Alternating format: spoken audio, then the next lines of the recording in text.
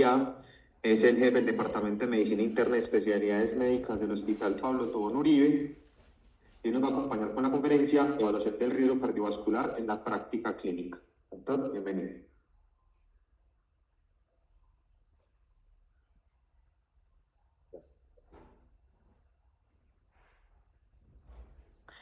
Bueno, muy buenos días para todos, los que se encuentran acá presencial y los que están conectados.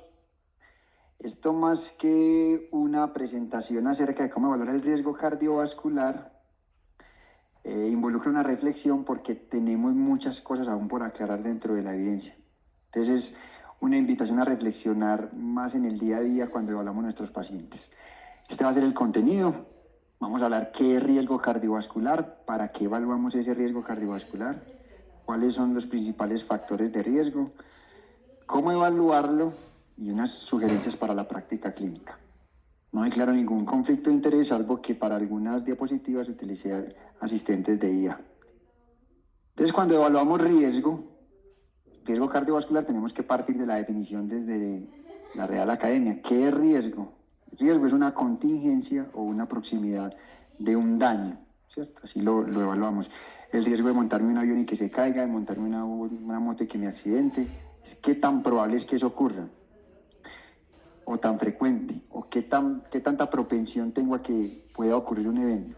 Y en general en medicina, que es el área pues evidentemente al que nos exponemos en la literatura, tenemos dos conceptos, el riesgo relativo o el riesgo absoluto. Y particularmente el riesgo cardiovascular, entonces, es la probabilidad de ocurrencia de un evento cardiovascular en una población que tiene ciertas características durante un periodo de tiempo. Entonces acá vemos que en medicina nos basamos en una frecuencia observada en un grupo de pacientes que creemos que tiene unas características particulares similares a la población o al grupo que estamos viendo. Cuando el riesgo es cero,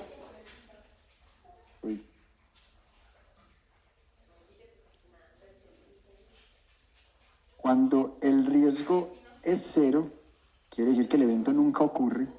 Cuando el riesgo es 1, quiere decir que ese evento siempre ocurre en el 100%, y la mayoría de las veces lo que vemos es que nos movemos en un intermedio, ¿cierto? Para la mayoría de los casos. Entonces esta es la aproximación probablemente más cercana que tenemos para definir si un paciente tiene la probabilidad o no de tener un evento, en este caso el riesgo cardiovascular.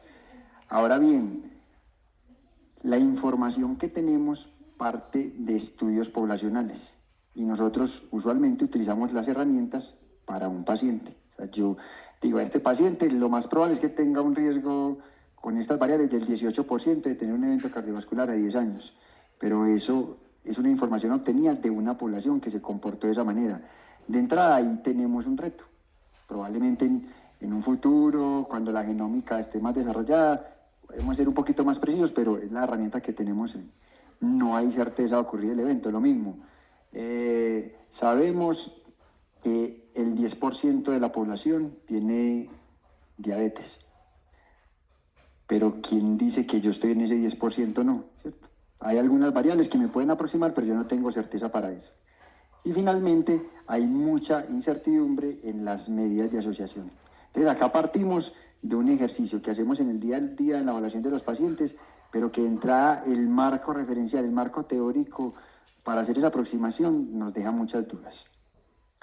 ¿Y qué definimos como riesgo cardiovascular? O sea, ¿riesgo de qué? De presentar cualquiera de estos eventos, enfermedad coronaria, y en enfermedad coronaria está el infarto fatal y no fatal, la enfermedad coronaria estable, el paciente pues se manifieste por angina. Tenemos la enfermedad aórtica, desde aneurisma, aterosclerosis aórtica, la enfermedad cerebrovascular y la enfermedad arterial periférica. Estas son las grandes definiciones. Y entonces, ¿para qué evaluamos el riesgo cardiovascular? O sea, ¿cuál es la razón de que nosotros tengamos que considerar importante hacer este ejercicio en la evaluación de nuestros pacientes? Lo fundamental, siguen ocupando la principal causa de muerte de las enfermedades cardiovasculares en el mundo y en Colombia. Para el 2019, la enfermedad cardiovascular daba cuenta de 18 millones de muertes 32% de las muertes. O sea, de entrada, si es la principal causa de muerte de los pacientes, ¿cómo no hacer un buen ejercicio de evaluación e intentar predecir el riesgo? Y aquí vemos, esta es la escala más reciente, la del 2021 de la OMS, se salió aquí un poquito del foco, pero entonces vemos cómo la enfermedad cardiovascular es la principal causa. Como esto es del 2021, aún aparece COVID, pero evidentemente enmarca acá la importancia. En Colombia es la principal causa. Nosotros tenemos, a diferencia de otras partes del mundo, la segunda línea, que ojalá algún día desaparezca la violencia, pero incluso por encima de la violencia tenemos la muerte por causa cardiovascular, y vemos acá algo que termina siendo una invitación adicional para hacer este ejercicio de manera adecuada, y es, veamos la pendiente de esta curva, cómo a medida que va pasando el tiempo, que se va envejeciendo la población, esa pendiente aumenta. O sea, cada vez que pudiéramos parecernos más a los países desarrollados, tenemos más riesgo. Y no solo se trata de hablar de morbilidad y mortalidad, los desenlaces duros, no, la calidad de vida. Un paciente con infarto que hace falla cardíaca se le deteriora la calidad de vida. Un paciente que hace un accidente cerebrovascular, que lo deja como secuelas, tiene impacto en la calidad de vida, y los impactos económicos son supremamente complejos en el costo de los sistemas de salud. No solo lo que estamos atravesando actualmente en nuestro sistema. Justo hace 2 días se publicaba cómo el sistema alemán tiene problemas graves de financiamiento. Entonces, digamos que si evaluamos un marco general de la importancia que tiene la enfermedad cardiovascular, yo creo que para nadie deja dudas este ejercicio. Y lo evaluamos en el ejercicio para tomar decisiones, porque el objetivo no es evaluar el riesgo cardiovascular. Yo, doctor, vine para que usted me diga qué riesgo cardiovascular tiene. ¿Tiene el 10? Ah, bueno, muchas gracias. Me voy con el 10% de riesgo. Esa evaluación del riesgo lo que implica es una toma de decisiones. La primera y probablemente la más importante es la prevención primaria. O sea, en quién yo hago alguna intervención farmacológica y no farmacológica buscando reducir ese riesgo. Las no farmacológicas, claras, haga ejercicio, coma bien, no se estrese, esas son las más difíciles de cumplir. Y en algunos pacientes pudiera tomar la decisión, vea, tiene que tomarse esta estatina o debería tomarse esta estatina mejor. Y en una proporción muy pequeña, incluso la prescripción de aspirina. Entonces, en este escenario, cuando yo evalúo el riesgo, tomo la decisión esencialmente de la prescripción de manejo de dislipidemia y en algunos casos seleccionados también de hipertensión. En prevención secundaria, digamos que la evaluación del riesgo queda muy clara. Es un paciente de alto riesgo. El que tuvo un infarto, el que tuvo un derrame, el que tiene neurisma, ya tiene alto riesgo y tengo que instaurar todas las medidas para prevención secundaria. La optimización del tratamiento, definir algunas poblaciones de riesgo. Sabemos que los pacientes con enfermedad renal crónica, que los pacientes que tienen artritis reumatoidea, lupus, VIH, tienen mayor riesgo y en consecuencia yo debo enfocarlos de manera diferente. Y finalmente, una motivación adicional para que tengamos adherencia a los cambios en estilo de vida. Yo soy gordito, sedentario, vivo bien, me siento bien, y por más que me echen cantaleta en la casa, que no me sirva el pantalón, a mí no me interesa mucho eso. Y claro, doctor, yo sé que es muy importante, pues yo estoy bien así. Pero cuando empezamos a hablar, es que usted tiene riesgo de desarrollar hipertensión, tiene más riesgo de morirse, de pronto puede cambiar un poquitico la cosa. Y ambos enfoques son importantes. ¿Y cuáles son los factores de riesgo cardiovascular? Esta no la hice con IA, esta la hice yo y me demoré mucho, pero quiero chicanear. Entonces, ¿cuáles son los factores de riesgo cardiovascular? Los que conocemos. Sabemos los riesgos tradicionales y hay unos riesgos emergentes, ¿cierto? Modificables y no modificables. Entonces, queda muy claro, pero vamos a hacer un repaso de cuáles son los factores de riesgo más relevantes y a definir si son modificables o no modificables. Entonces, la dislipidemia, esta es mixta, es modificable y no modificable. El que tiene dislipidemia familiar, evidentemente, nace con la predisposición y eso es algo que no se puede intervenir con cambios en el estilo de vida, pero que sí a través del tratamiento podríamos tener un gran impacto, como vamos a ver más adelante. La diabetes mellitus, el tabaquismo, claramente modificable, la obesidad, la edad, no modificable, ¿cierto? Eso no podemos luchar contra el calendario, a mayor edad, mayor riesgo, y eso está claro. El antecedente familiar de enfermedad cardiovascular, que sabemos que hay un factor mayor cuando se presentan eventos cardiovasculares en personas jóvenes, pero incluso cuando un paciente nos dice, es que 3 tíos se infartaron después de los 70, también nos configura un riesgo. Probablemente ese riesgo es más tardío, pero se configura también una predisposición.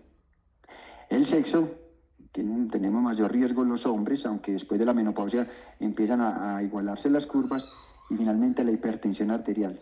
Pero se junta el sedentarismo, el estrés. Entonces a veces aparecen pacientes, hombre, yo tengo un perfil lipídico siempre bueno, 100 de LDL, tengo la hipertensión bien controlada, no hay antecedente, pero soy una persona profundamente estresada por mi profesión, y aparece una enfermedad de 3 vasos, ¿cierto? Entonces empezamos a buscar muchas causas y no se encuentra ninguna otra. El estrés, sin lugar a dudas, nos predispone a la enfermedad cardiovascular, y la solución es muy fácil, no estresarse, ¿cierto? Y cuando vemos qué pasa con estos factores de riesgo, este es un resumen de múltiples cohortes en Colombia que tienen una heterogeneidad dependiendo del lugar y de la forma en la que se tomó el estudio. Muchos de estos eran programas ya de hipertensión, de lipidemia, entonces vemos prevalencias aún más altas ahí, pero evidentemente hay algunos datos interesantes, y es como en nuestra población la prevalencia de hipertensión, Dios, ya que me volví a salir, como en nuestra población la prevalencia de hipertensión es supremamente alta, en algunas cortes hasta el 72%, y sabemos que se acerca mucho a la perspectiva mundial. Más del 40% de la población en el mundo es hipertensa. Y la obesidad, ¿cierto? Teniendo prevalencias tan altas, casi del 60%, que sabemos que en Colombia 56% de la población tiene sobrepeso y obesidad. Y acá aparecen todos estos restos de factores de riesgo, los que hablábamos de emergentes, que no tenemos con claridad una asociación desde esos riesgos relativos o riesgos absolutos que se conjugan finalmente con los factores de base. Pero sabemos de entrada que los pacientes con VIH tienen mayor riesgo, que los pacientes que tienen una APV tienen mayor riesgo, que el paciente que tenga engrosamiento intimal tiene mayor riesgo.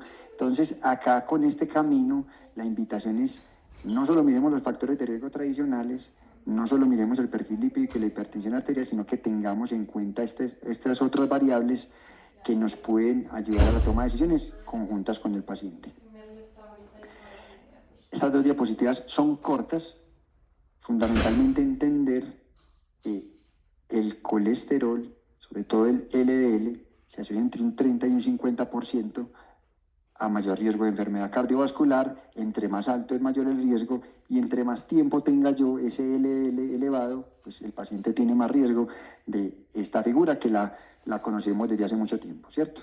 Como el colesterol LDL se oxida, se deposita en los vasos, genera inflamación, obstrucción, y finalmente lleva a los eventos cardiovasculares, fundamentalmente la enfermedad cerebrovascular y la cardiopatía isquémica.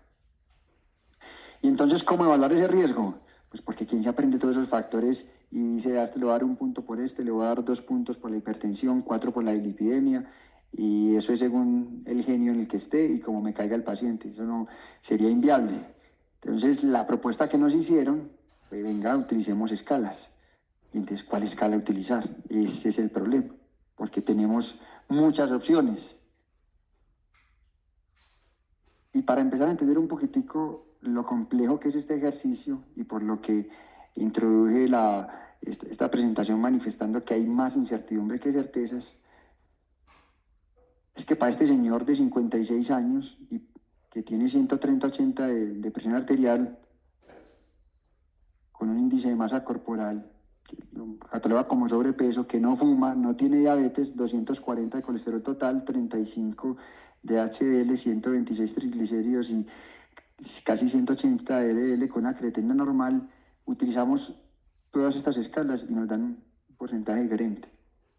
Framingham, 12.3, se perdió, pero ahí lo van leyendo. Cuando hacemos la corrección que nos sugirieron para Colombia, que es multiplicar por 0.75, utilizamos esta escala que también fue calibrada para Colombia, y me da entre el 10 y el 20%. Cuando utilizamos la escala previa de la baja, 10%. El globo RIS, que es una escala que está con unos modelos de inteligencia artificial junto con el Interhard, me muestran 14%. La escala de la OMS, 6%, que me lo cataloga como moderado. Y la escala más reciente, de la publicación de este año de las guías americanas, que son quienes han guiado usualmente nuestro ejercicio acá en Colombia, que es esta Preven, 6.2%, y este es un riesgo intermedio. Y entonces, ¿qué hacemos? ¿Usted qué le va a decir al paciente? Vea, señor, usted tiene un riesgo entre el 12, el 9, el 10, el 14 y el 6, ¿cierto? Ese es el concepto. ¿Y qué decisión voy a tomar? La decisión parte de la guía que yo adopte, y eso es lo que vamos a ver más adelante. En esta tabla vemos resumido, pero eso no es para que se la aprendan, simplemente para que miren que hay muchas variables que confluyen en las escalas, pero hay muchas escalas que introducen variables que no están en las otras, y ahí encontramos el porqué de la diferencia, además de la metodología con que se haga y además de la metodología y la población que hayan utilizado para las mediciones. Entonces, Framingham la traigo porque durante muchos años y en muchos aseguradores se adopte las recomendaciones de las guías colombianas, que es el Framingham modificado para Colombia. Pero esa calibración era una regla de tres que se inventaron. Entonces, como sabemos que la escala de Framingham tenía, digamos, pobre discriminación porque nos ponía a nosotros en más riesgo, entonces dijeron, vea, eso, el riesgo es 1.3, entonces multiplica por 1.75, y esa fue la recomendación como se adoptó en las guías. Ya las últimas guías dicen utilice la escala de la AJA, y ahorita vamos a ver cómo es la sugerencia, pero que esas son las guías del año pasado, de finales del 24, pues que se empezaron a implementar el año pasado, y finalmente el Preven, que son las guías actualizadas. Usted dice, si usted quiere estar actualizando en riesgo cardiovascular, tiene que conocer esta escala. Pero entonces aquí vienen las diferencias. Casi todas estas escalas fueron diseñadas fuera de Colombia, fuera de Latinoamérica, en países desarrollados. Y miren la diferencia. Cuando comparamos, Colombia pertenece a la clasificación de países en ingresos medios. Cuando comparamos el comportamiento de la enfermedad cardiovascular según los ingresos, empezamos a ver unas diferencias bastante interesantes. Si contamos la totalidad de eventos cardiovasculares, es muy parecido. El verde son países de altos ingresos, medianos y bajos. Entonces, en general, usted ve que esas curvas están como muy parejas. Pero si evaluamos qué pasa, la mortalidad por enfermedad cardiovascular mayor, como siempre le da peor a los pobres, ¿cierto? Se mueren más de enfermedad cardiovascular mayor los países de bajos ingresos. Se mueren más por todas las causas las personas que viven en países de bajos ingresos. Pero cuando evaluamos la presentación de muerte por enfermedad cardiovascular no mayor, es mucho más frecuente en los países de altos ingresos. Es decir, en los países desarrollados la gente se muere menos grave, probablemente porque tuvieron más acceso, tuvieron más oportunidad a tratamientos de las enfermedades crónicas y más intervenciones. Y cuando miramos la muerte por enfermedad cardiovascular fatal, nuevamente los países pobres tienen un peor desenlace. Nosotros estamos en la mitad. Entonces, la conclusión grande de esta diapositiva es que depende del país, y en Colombia, que ustedes saben que tenemos tanta inequidad, hay poblaciones que se comportan como países en vía de desarrollo y otras como países desarrollados. Entonces, ahí tenemos un reto adicional. Entonces, se han hecho muchos ejercicios porque sabemos que esas poblaciones ninguna se ha seguido acá. En Latinoamérica, en casi todos los países se han hecho ejercicios de calibración de estas escalas y es variable. Entonces, al final empiezan a aparecer algunas propuestas como, venga, ¿por qué no juntamos todos los datos y hacemos una gran analítica, y con inteligencia artificial, como vamos a ver más adelante, empiezan a salir unos ejercicios? Porque cuando se evalúan los modelos varían de población en población. O sea, yo cojo la población americana y le clasifico todas las escalas y ocurre lo mismo que vimos en el ejercicio con nuestro paciente.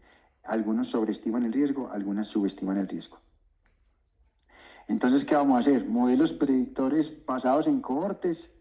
¿O será que empezamos a migrar a la oportunidad de análisis de datos que nos trae las tecnologías actuales? Y se empiezan a publicar propuestas interesantes. Ahora, esto sería quitar el incentivo desde Framingham, coger una población en un pueblito y seguirla durante mucho tiempo. O lo que hicieron en Preven, más de 3 millones de personas, seguirlos en la vida real, no de predicción, sino seguirlos en la vida real e intentar asumir qué es lo que les pasa cuando se exponen a los factores de riesgo cardiovascular. Entonces acá aparece un ejercicio, que es esta clasificación, incluso toman los datos específicos de población que se pueda parecer a la que se encuentra en Latinoamérica. Entonces uno pudiera decir, ve, pero si esto pareciera que puede tener más utilidad que unas cohortes que fueron desarrolladas lejos de nosotros, ¿cierto? Y las publicaciones son muchas. Y creo que en los próximos 5 años el advenimiento de muchas propuestas derivadas del Big Data nos van a traer probablemente algunas respuestas. ¿Qué tendríamos que hacer nosotros en Colombia para aprovecharnos de eso? Arrancar a mirar los registros de los pacientes que vemos en consulta, las bases de datos que tienen los aseguradores, los hospitales, seguir esos pacientes en el tiempo y probablemente tendríamos una oportunidad de evaluar qué pasa con nuestros pacientes según la exposición a factores de riesgo cardiovascular y a esas intervenciones. Y entonces, yo una vez defino el riesgo cardiovascular, como no tenemos tan claro, sobre todo en esa mitad, el paciente que tiene riesgo intermedio, o sea, discriminar las puntas casi siempre es muy fácil. Usted sabe si esto es negro y si esto es blanco, pero en el gris uno empieza a enredarse. Lo mismo ocurre con el riesgo cardiovascular y entonces emerge este estudio que acá quiero hacer una reflexión importante y es la motivación a utilizarlo bien. Esto es un examen que nos sirve para evaluar el riesgo cardiovascular, no es para decir si el paciente tiene enfermedad coronaria o no, porque lo que está ocurriendo es que los pacientes llegan, a vos como te dio el score de calcio, yo ya me hice 3 y están bien, y al otro, no, yo me antojé y voy y me hago un score de calcio, porque tengo un amigo médico y terminan en cateterismo y en un poco de intervenciones que no están indicadas, porque esta prueba lo único que me dice, usted tiene un riesgo a 10 años de tener X porcentaje de riesgo cardiovascular.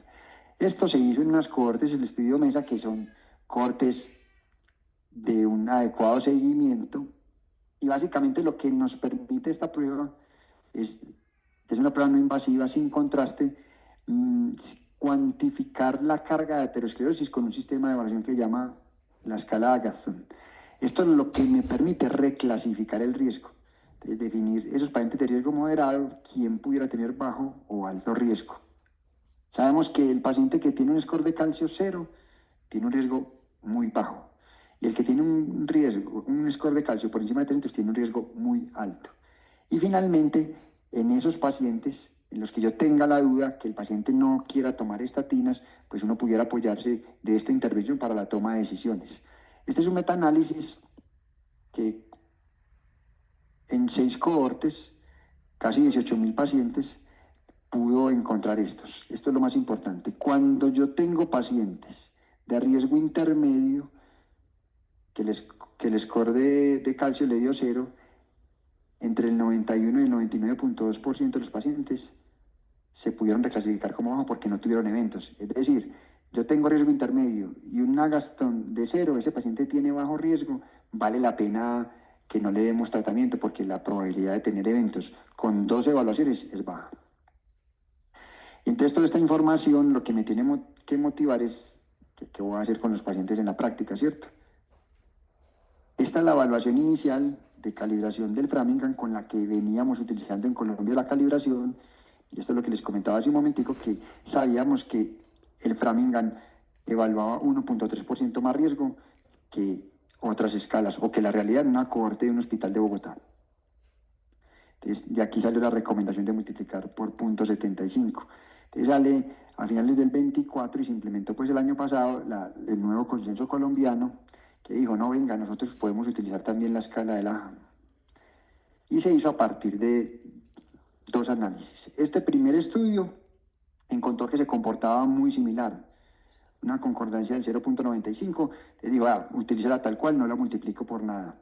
Después, pero en esto solamente se hizo un seguimiento de una corte de 900 pacientes en un solo departamento.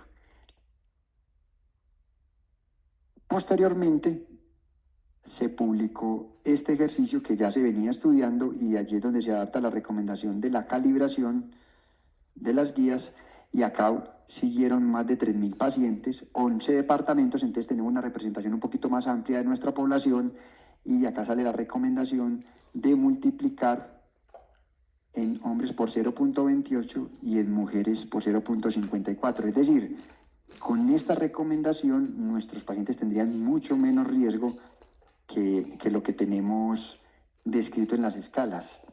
Esta es una reflexión personal, aquí podríamos cortar la transmisión y ustedes borrarlo si lo quieren. Pero yo soy crítico con este tipo de ejercicios porque la toma de decisiones a partir de este riesgo es para aplicar las recomendaciones de tratamiento que se derivan de estudios que no fueron hechos acá. Es decir, yo digo, este paciente tiene riesgo alto y lo voy a tratar con esta escala que fue calibrada y lo voy a tratar con la conclusión de estudios que hicieron en otra población. Es decir, yo digo, no, esta es la colombiana, pero le damos la atorvastatina que fue la que se estudió en otras poblaciones. Entonces quedamos como en la mitad del camino. Yo por eso he sido un poquito crítico de hacer el ejercicio incompleto. Yo creo que o reclasificamos y miramos en nuestra población cómo se hace, o finalmente nos adaptamos a lo que se viene haciendo en otras partes del mundo, que son los que dirigen nuestra práctica. Pero esto es no van a hacer con toda seguridad que en ninguna parte les van a preguntar eso, ni solo hace parte de una reflexión personal. Y este para mí es el problema más complejo. El sistema de salud. Los pacientes nuestros en la misma ciudad, si es Sabia, si es Nueva, si es Sura, si tienen póliza, si no, tienen diferencia. Ya hablábamos ahorita de la equidad, que está representada como un claro factor de riesgo cardiovascular. De hecho, en esa escala PREVEN tienen en cuenta el estado postal de donde vive el paciente para poder hacerle una clasificación de riesgo psicosocial que se configura como un riesgo adicional. Y adicionalmente, Colombia es demasiado diversa. Vemos acá estos colorcitos, es la carga genómica que predomina en la población. Nosotros tenemos 3 grupos grandes, africanos, europeos o nativos americanos.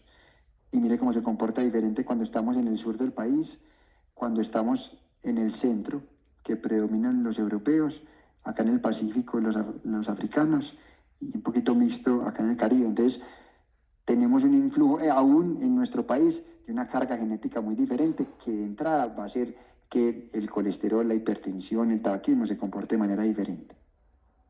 Entonces, al final, después de evaluar el riesgo, yo tengo que tomar una decisión, además de la motivación para estilos de vida saludable, de hacer intervenciones, fundamentalmente el tratamiento con estatinas, y acá esto solo lo traigo para que lo tengan presente y lo busquen, porque a veces es difícil aprenderse esto si uno no está expuesto a los pacientes en el día a día. Esta es la recomendación de las guías colombianas, y es considerar las variables que son de muy alto riesgo, sobre todo para prevención secundaria. Cuando no están estas variables, entonces identificar si el paciente tiene aterosclerosis subclínica, cómo tiene el perfil lipídico para ver si se beneficia de entrada de intervención farmacológica y cuáles serían las metas de tratamiento. Luego, si el paciente no cumple con ninguna de estas variables, entonces identificar factores potenciadores como las enfermedades inflamatorias que mencionábamos ahorita, evaluar índice tobillo-brazo, evaluar si el paciente tiene diabetes y según ese riesgo definir el tratamiento, y finalmente, si no cumple con ninguna de esas, hacer una evaluación del riesgo cardiovascular y en consecuencia clasificar al paciente como bajo, intermedio o alto para definir si hay que prescribir o no tratamiento. Con estas metas que se resumen acá y están resumidas pues en todas las recomendaciones de guías, pero aparece este problema recientemente, la publicación en las guías americanas, que lo que buscan es bajar el riesgo. O sea, antes considerábamos alto riesgo cuando estábamos en 20. En esta propuesta el alto riesgo es 10 y el riesgo intermedio empieza en 3. De entrada, sin conocer la conclusión, yo diría, pues si baja el riesgo, ¿para qué es? Pues para prescribir más tratamiento. no necesariamente está mal, no necesariamente está mal. Pero de entrada lo que vamos a hacer acá es que muchos pacientes van a tener riesgo intermedio o alto y en consecuencia se beneficiarían por las recomendaciones de intervenciones terapéuticas.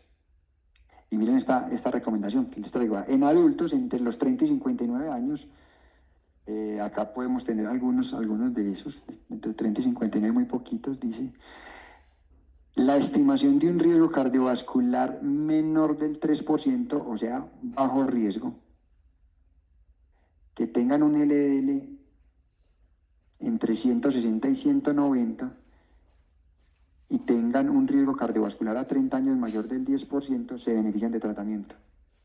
Entonces acá yo levante la mano los que tienen que tomar estatina y muchos tendrían que levantar la mano. ¿Qué implicación tiene eso?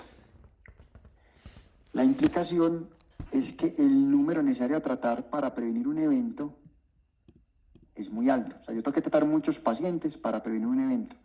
No solo importan los costos, sino los efectos adversos. Cuando yo doy una estatina de intensidad moderada, tengo un riesgo del 3% de desarrollar diabetes. Y en consecuencia, hay muchas críticas para que nosotros consideremos el tratamiento y el enfoque de estas guías. Como me cogí el tiempo, pero ya vamos a acabar. Cuando yo empecé a estudiar medicina, entonces hablábamos del ATP3, y entonces uno se sabía los valores. Después pasamos a, venga, no, el ATP4, sí es los valores, pero tiene que aprenderse los riesgos. Y ese era el enfoque. Vamos con riesgos, hay que tener en cuenta el riesgo cardiovascular, y ese es el enfoque más importante. Pero ahora tenemos un nuevo cambio, vuelva a los valores, que es lo más importante, tenga en cuenta unas metas y considere obviamente...